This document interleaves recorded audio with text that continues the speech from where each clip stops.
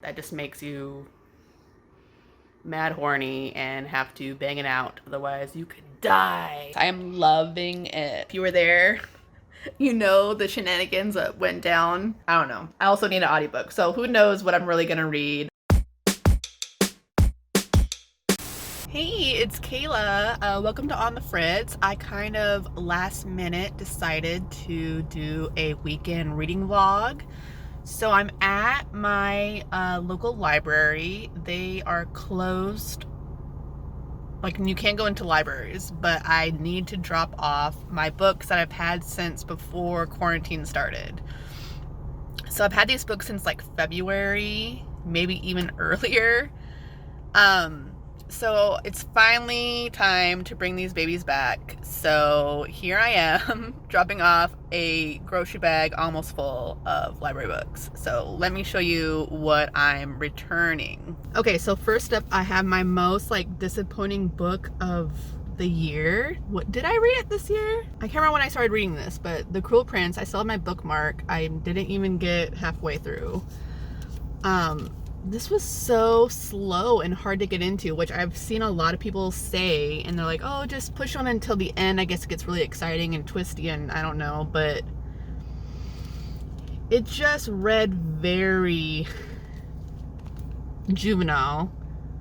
But I like, you know, the idea of, you know, a human girl being trapped in the fairy world and, like, you know, all that goes on in here. But like the bullying and the fact that he's gonna end up being like her love interest, I think. I don't know. I'll definitely try it again someday, but I'm not in any hurry to read this trilogy. I have Queen of Nothing.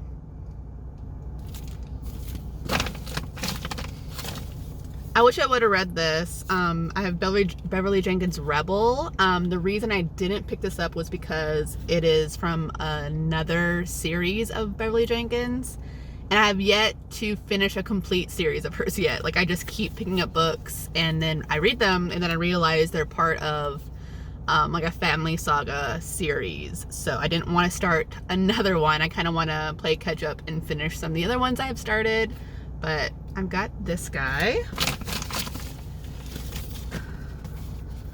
Got a couple comics. I have Welcome Back. Is that what it's called?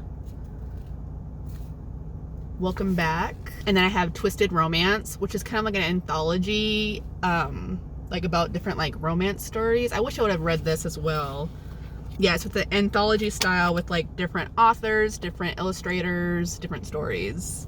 I haven't read well, I have read since then, but I haven't been reading that many comics this year, guys. It's been a really weird year. So I have Hearts of Flame by Joanna Lindsey. I read this for the historical romance readathon that happened back in March. My favorite, Beard Science by Penny Reed. This is book 3 in the Winston Brothers series. This is Cletus and Jen's book. This is, I think, my favorite book of the year so far. I love these covers and these books. Truth or Beard from Penny Reed. This is book 1 in the Winston Brothers series. I still have my hold sticker on it. Got Kiss of Snow by Nalini Singh. This is my favorite book in her Side Changeling series. This is paranormal romance series. This one is an age gap with the alpha from the Snow Dancer Wolf shifter pack and a Psy gal who has very strong, unique powers. Their love story kind of builds throughout the series because there is just like this tension between them, and she's pretty young, and I think she's 16 when the series first starts, and so it kind of just, the relationship starts off as like annoying teenage girl, and then it kind of grows into something more. And this is like the old school torso cover. Ugh, I love it. Then we have Lothair by Chrisley Cole. This is my favorite book in the Mortals After Dark series, another paranormal romance story. This has, I think, is he the oldest living vampire? Lothair is like one of the oldest vampires that's still around, and he is like the antagonist of many of the books, and he gets his love story, and his fated mate is a human. Last one, so I got all my favorites from my favorite series, and then I got Lovermind by Gerald Ward. This is another paranormal romance series, follows vampires, and this one is John Matthews' book. This is my favorite so far in the series. This is John Matthew and Zex. I think that's how you say her name. This one was so emotional, and it was just building up because John Matthew has like a point of view in I think every single book since book 2. So you can't really say that about any other character. So like John Matthews was building up, and it lived up and was amazing. So I think that's all the books. Wait, no, there's one more. One more. Oh. Another favorite, Tempest by Beverly Jenkins. This is book 3 in the Old West. I think this is the Old West series. This is a family saga. So the first book is this main character's aunt. The second book is her sister, and then the third is her book. This one's a marriage of convenience, like a mail order bride to a widower and his daughter. He decides to get a mail order bride because he believes that it's time that his daughter have a mother figure in their life. And oh, so good.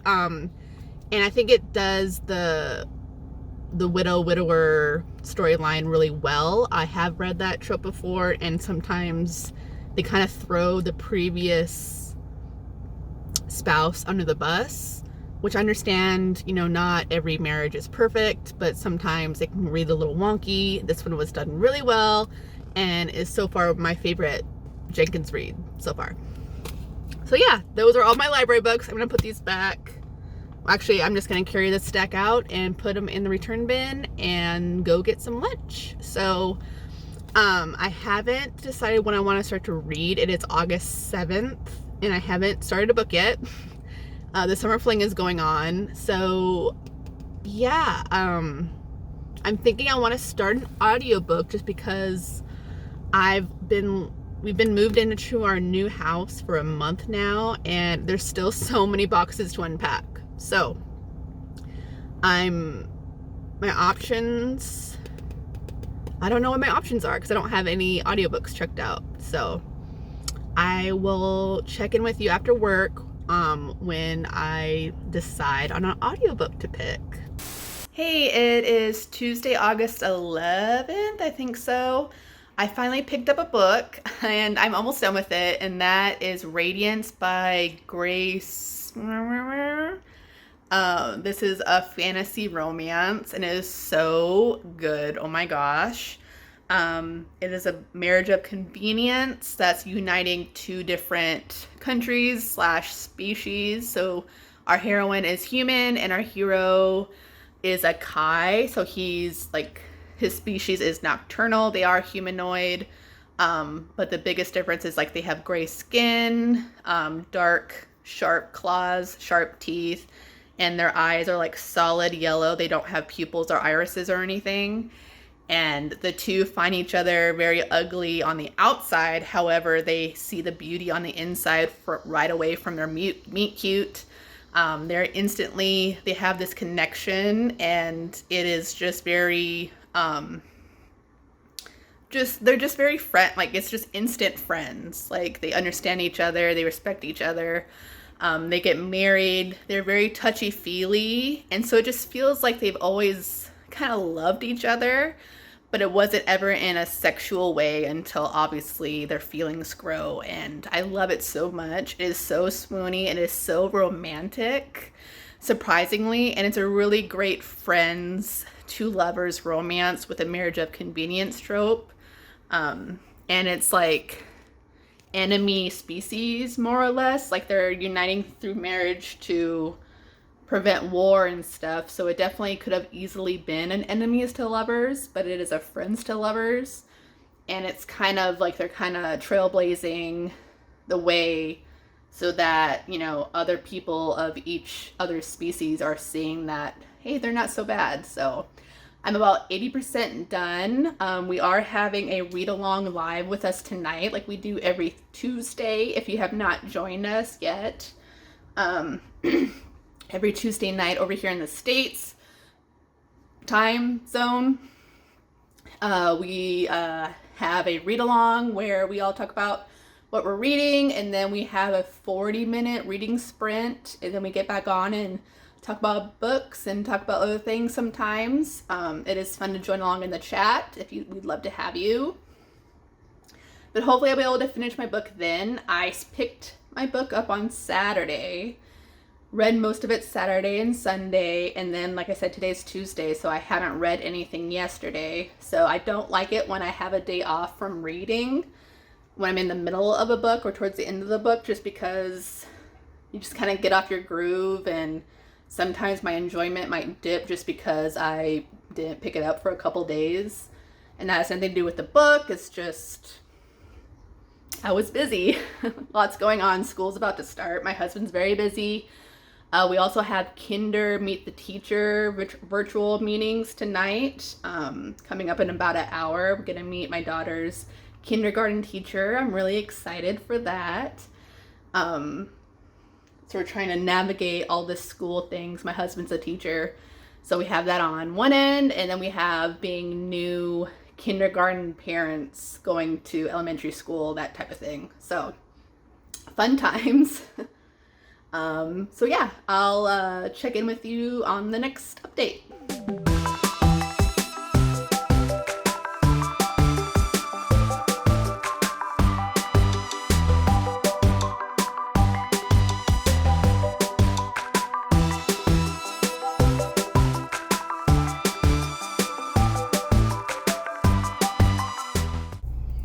Hey, happy Wednesday.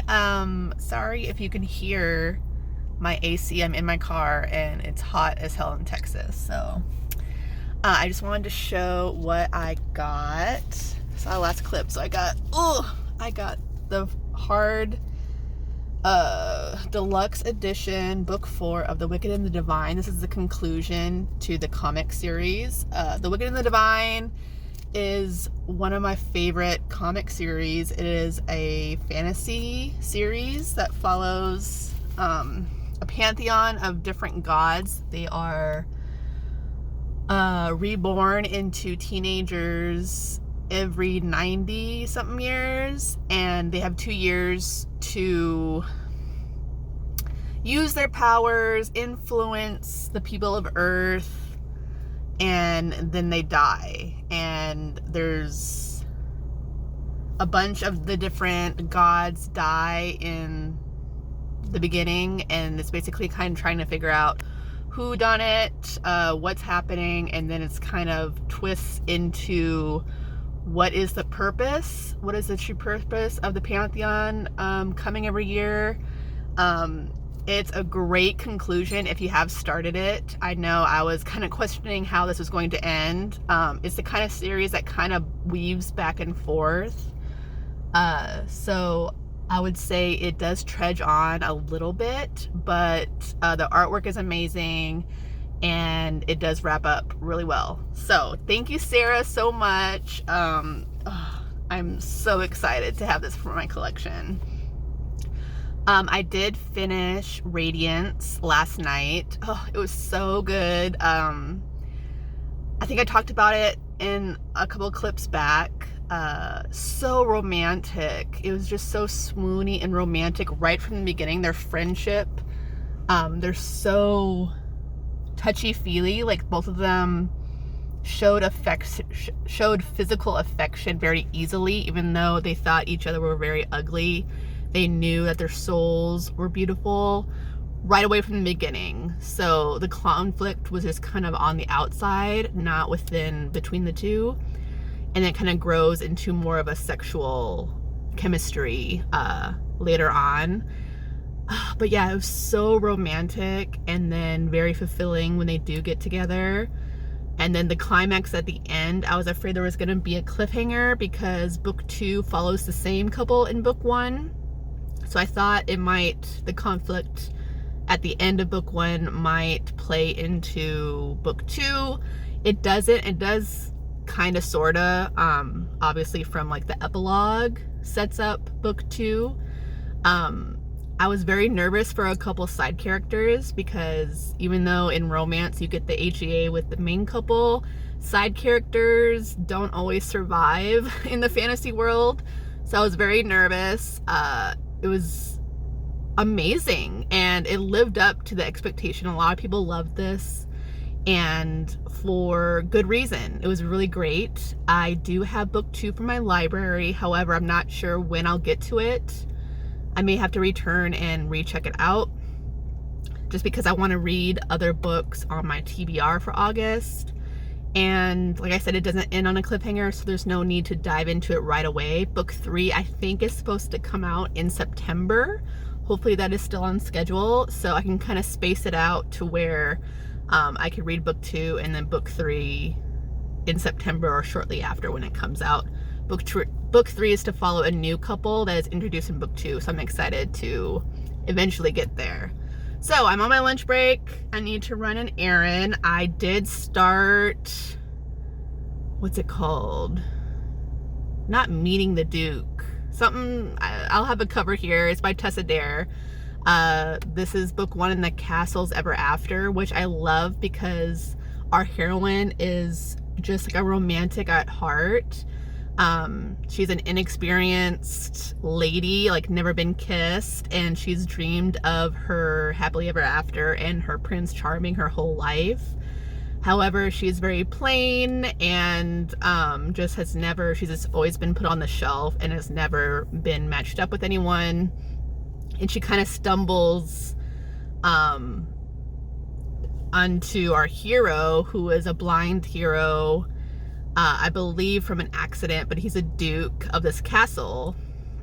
And I think she thinks that she's supposed to inherit the castle or something, and there's kind of like a miscommunication there, but their meet cute was really sweet. The hero was kind of infatuated with her, just her innocence and just her personality, and he sees her as beautiful even though he doesn't actually see her. So I really like it. It's very funny. I just forgot how Tessa Dare's writing is. It's very just easy to read and funny, and like I said, the heroine is just this cute, like she would be like a modern day like Disney gal. Like she's one of the she loves fairy tale stories, and I think it's really fun to read in a heroine. So I'm loving that so far. Hopefully I'll get it finished before the historical romance weekender starts this weekend. I thought it was next weekend. So I'd like to get that wrapped up, and that way I can try to finish 2 other historicals on my TBR. I'll probably only get 1 done on the weekends. Weekends are hard for me to read just because we try to do a lot of other things on our free time then, but you never know. So that's enough with this update. I'm gonna go run some errands, get some lunch, and I'll catch you up in the next clip. Long time no update. So I did finish Romancing the Duke by Tessa Dare. Loved it, 5 stars. I've been gushing about it like all weekend. I finished it on Friday. And yeah, it's like one of my favorite books, like one of my favorite romance books in general, let alone, a favorite of recently. So I have nothing really new to add except for I loved the little Star Wars homage at the end of the book. If you read it, you might know what I mean. There's like a story within a story with this book, and that story had like the potential kind of for a Star Wars homage. It was really cute. This book was so funny, romantic, the banter, the romance, the sexual tension. It just had everything I love in a romance.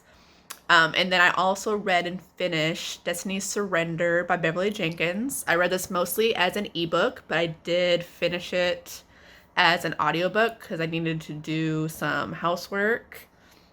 And I gave this one 4 stars. I really liked it. Our heroine is a prostitute, and she ends up getting pregnant with the hero. And while the hero, like, they've been like on their separate ways for like over a year, and the hero has been courting this girl, and the heroine shows up on his doorstep like during his engagement party to let him know that the baby is his and she needs help. So there's so many like cringe but like funny interactions in this book. One of my favorites is when the heroine, Billy, is talking with the hero's mom, and they're talking about sex and certain things that Drew's mom doesn't really know about, and it was just like cringe but cute and funny at the same time. The hero, Drew, I liked him, but he was pretty one-dimensional. Billy, as with most of Beverly Jenkins' heroines, they really shine, and the heroes are usually just kind of there. I didn't dislike him, but just very one-dimensional. He was just an eternal bachelor that was told to get married by his mom, so he did. And he was a lawyer, and that doesn't really pan out, and it doesn't really say what he wants to do. Like, it was just, there could have been more kind of added to his character. But I did like seeing him, grow to become a good father and love his son. So, everything you like in a secret baby, or when there's babies or children's in romance novels. So that's that. And then I did start, my daughter's trying to sneak on camera. Hi. I did start Destiny's Captive. That's book 3 and the final book of the Destiny series. I started that on audio when I was still cleaning yesterday. And then I also started The AI Who Loved Me, because that book is actually on my TBR. And then I also plan to start Wicked and the Wallflower, because I joined last minute a read-along for this book to read The Bare Knuckle Bastards, 1 book a week. So that one's not too bad. I can kind of chip away at it a little bit at a time. But I think I will probably continue with The AI Who Loved Me and not Destiny's Captive. But I don't know. I also need an audiobook. So who knows what I'm really going to read. Right now I am working and tag teaming. My daughter is on online kindergarten. She's on a break right now. So I'm just trying to keep afloat until she's done for the day.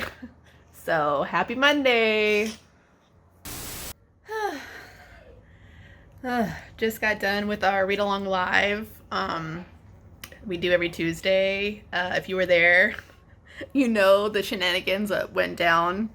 And if you haven't, you missed it, it's on my channel. You can go check it out and read the chat, because that's where the pure gold happened. Also, sneak peek, I'm updating the thumbnail.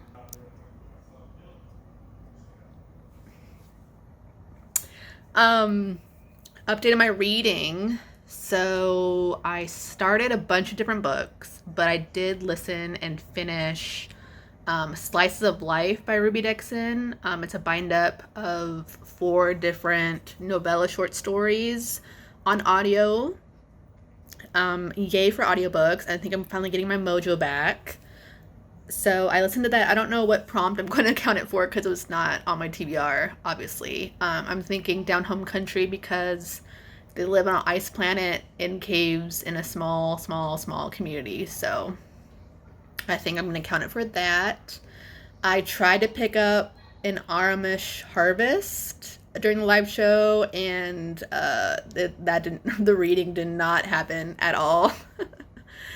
And I don't think it's gonna happen tonight, at least with that Amish book. So I'm either gonna pick up Wicked in the Wallflower, or which wasn't on my TBR, or The Billionaire's Bargain.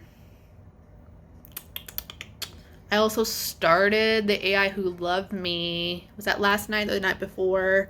And I just couldn't get into it. The setup, because like it was originally made on for audio, so the setup in the text is kind of weird. And I was also like just tired when I started reading it, so I might try to pick that up because that one was on my TBR. I don't know. I'm just like not wanting to read any of the books on my TBR. Surprise, surprise. I'm trying though, like I'm picking them up and trying to get through a chapter, but it's just not clicking. So, for Wicked though, I am able to snag the audiobook, which I tried listening to the audiobook last year. And I don't do well with historical romances on audio if it's English and there's a accent. So, I don't know. Who knows what I'll read?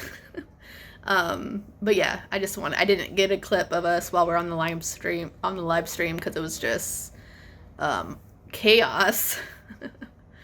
My face is red. That was so much fun.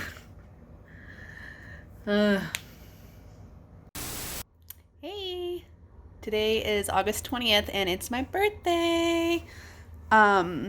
So I think the last clip I wasn't sure what I wanted to read, so time to play catch up. So I attempted to read it's not a very good angle. Ugh. I attempted to read two different Amish romances, both by Patricia Davids. The first one I had was a category called An Amish Harvest, and I had that as an ebook and I just could not get through it, so I decided to grab an audiobook. And so, again, by the same author, I grabbed The Wish, and I listened to about a quarter of this, and I just could not make myself finish this. It would have just turned to hate reading, and I just was not feeling it. I am glad that so many people do love Amish romances and that this author is a well-loved Amish romance. It just wasn't for me. So this one was about the heroine was a widow and she was like just turning 30, but she was like desperate to have a baby and just feeling empty and lonely.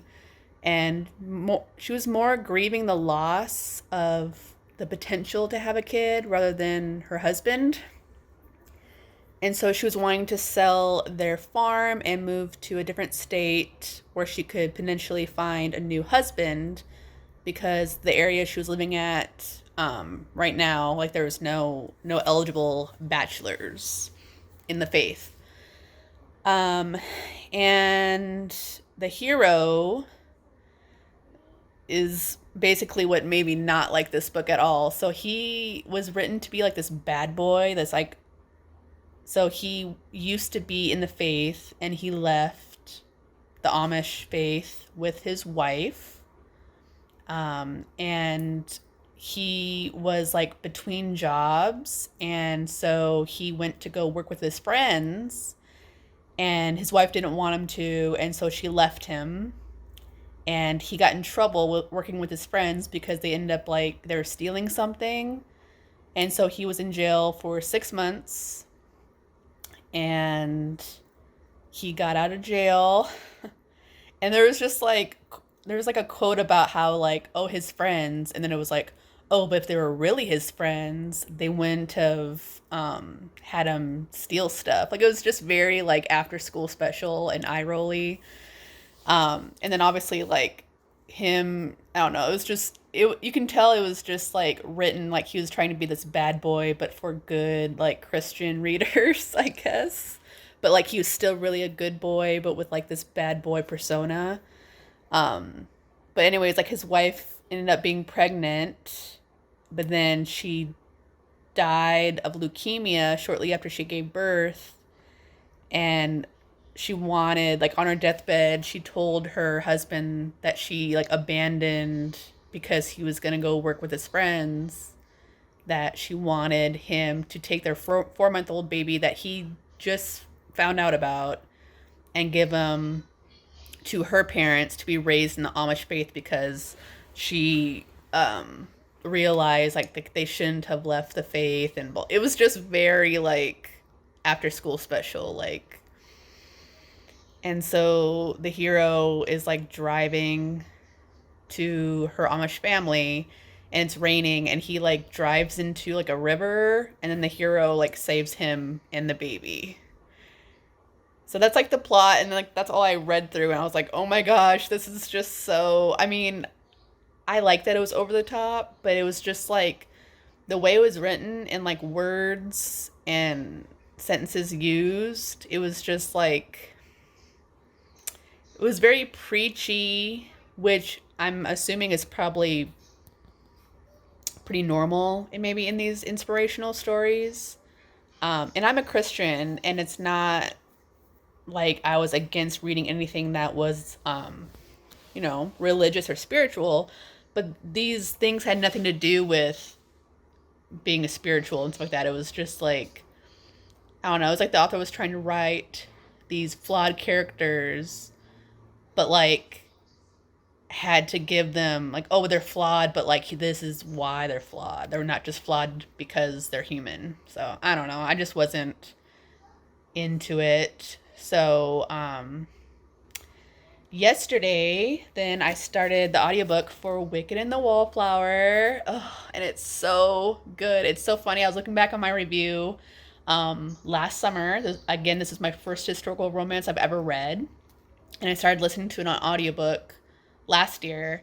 And I couldn't get into it. At the time, I didn't like the narrator. I didn't like her male voices.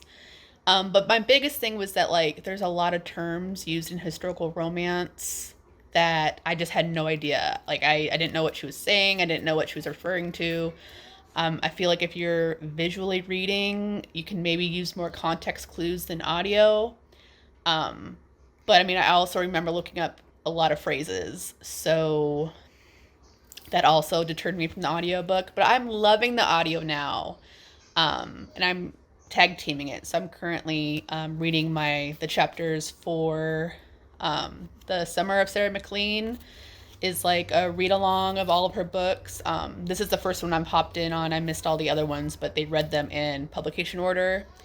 And I'm hopping in for the Bare Knuckle Bastard books. So I'm excited to continue reading this. I am loving it. Like, this is like close to 5-star experience. I gave it a 4-star last year. Again, circumstances, first historical, yada, yada, yada. I'm loving this. And I'm just like, and then visually reading it too is just like, I'm seeing all these just like delicious quotes from like the hero.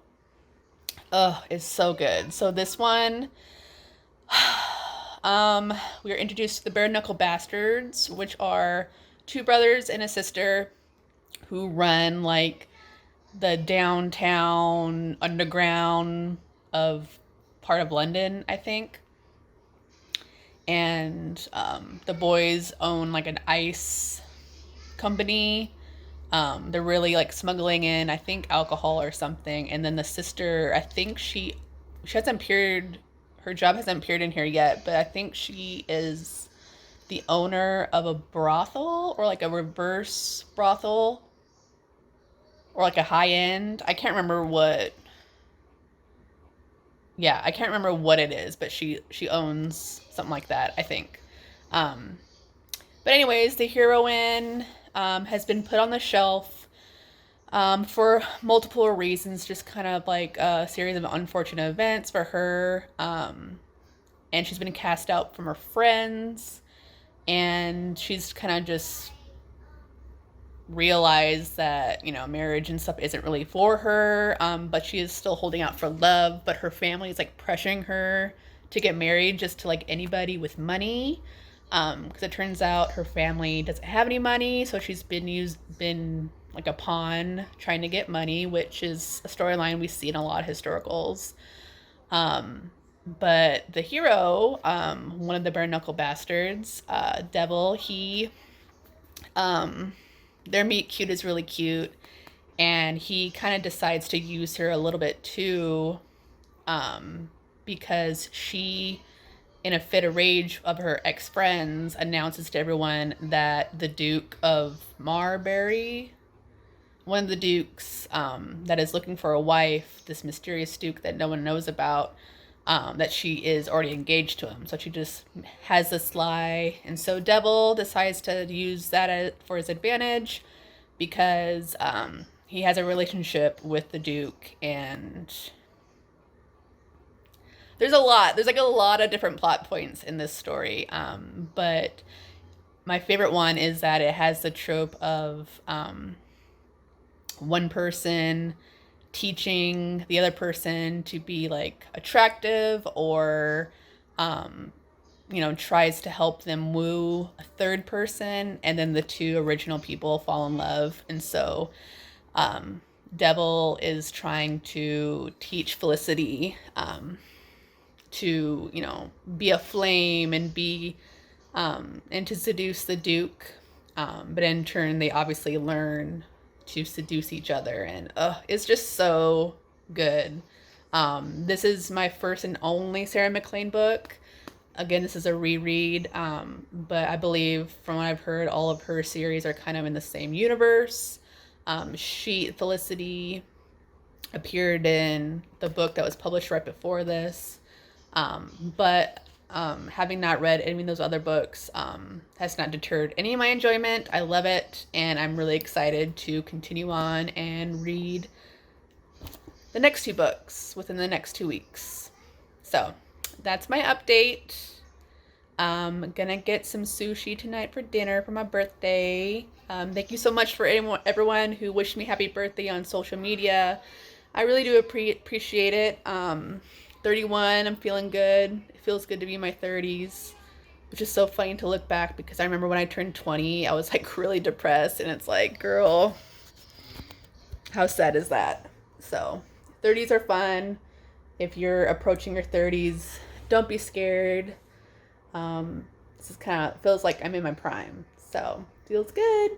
See you in the next check-in. Reading update. Oh, I'm so stressed though.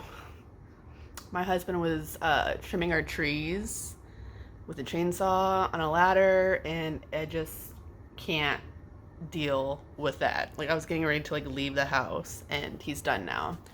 So I need to help him move all of the trimmings. So I'm just like coming down from the stress. But yesterday I did start, it's book 2 in the Planet of Desire series by Robin Levitt. Can't think of what it's called. I'll have the cover up. But oh, it is so good. Another book that was not on my TBR, but I was needing something with aliens. So here we are. But it is definitely hot and steamy, which I knew it would be, because it's aliens and it's on a planet that radiates / has aphrodisiac things in its atmosphere that just makes you mad horny and have to bang it out, otherwise you could die. So good. So this one is very enemies to lovers, fated mates, splash of fated mates, and just sexy as fuck. Like, it takes off running. Picks up right at where book 1 ended, with the heroine stumbling out of the woods, who is part of the human space crew who's crash landed. She's been on her own for a week, and then the hero is one of the seeded zoos. They're arch enemies, or they hate humans. He's like the second in command, and he's left there on the planet to planet stuff that I can't think of the terms. But anyways, I'm like 40% in, and there's like a sex games that's happening right now, and oh my god, it is so hot. I'm loving it. So if you like aliens, or if you like really, really steamy good times, you need to pick up the series, because it is so But now I need to go move tree things.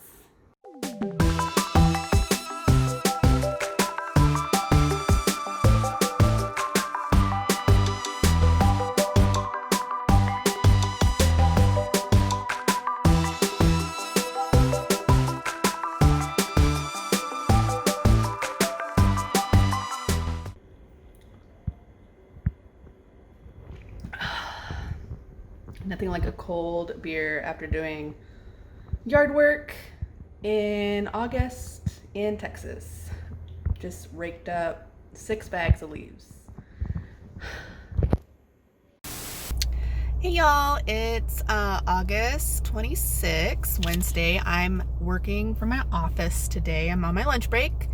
And I just went to my library branch and got to finally pick up some physical books. So I'm going to show you a little mini library haul. So I have Brother by Anaya Alborn. This is a horror novel. And I can't remember exactly what it's about. I think it's about like a messed up family. There's supposed to be like a lot of body horror in here. I think it's more of a horror than a thriller. I just heard that's really like fucked up, and this is going to be on my TBR for the Ladies of Horror readathon that'll be in September, which is to read horror books by female authors. So that's one of them. As with the other one I have here is a comic, or it's like a graphic novel. This is When I Arrived at the Castle by Emily Carroll.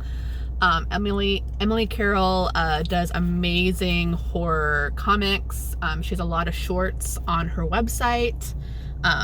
She also has a collection that's printed out. I can't think of the title off the top of my head, but this one is like a one-shot. So I'm guessing it's about maybe vampire. I mean, I don't know, who knows, but her stories are gory. Her artwork is amazing. I think I've only seen her, she always uses just like black, white, and red. I think she may have done other colors before, but this is kind of a staple for her. And it's just very dark and ominous while being gorgeous at the same time. So this is also going to be on my TBR for the Ladies of Horror readathon. And I'm really excited for ebook. I finally got You Had Me at Ola for ebook, and I'm so excited.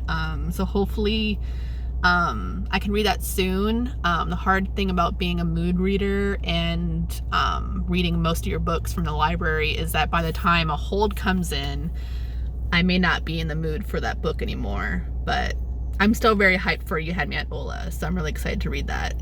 Currently reading, I am still currently listening to Brazen and the Beast by Sarah Mclean, book 2 in the Bare Knuckle Bastards book series for the Summer of Mclean. That's wrapping up next week. I started listening to that on Sunday when I was doing yard work. I haven't read it since, but I'm still currently reading it. And then I am also reading Blamen on the Billionaire by Naima Simone. This is my category romance, and I'm really liking it. It is so dramatic. It is steamy. I thought it had a fade to black scene I talked about during our read-along yesterday that we do every Tuesday. But I think it was just, there's a lot of kind of like misleading in the writing. Like there's been a couple things that don't quite make sense. So I don't think they actually went all the way yet. They just messed around. But anyways, this one is part of the Blackout Billionaires series, where there's a big blackout in Chicago at this big party full of billionaires and different people hook up. This one is like enemies to lovers, super enemies to lovers. The heroine is a widow.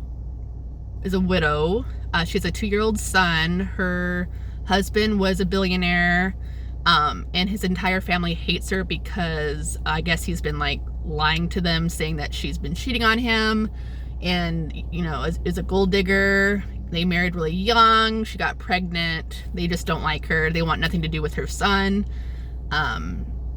She moved to California, came back, and she wants money for her son because they're barely making it by, and she wants you know, she wants them to acknowledge her son.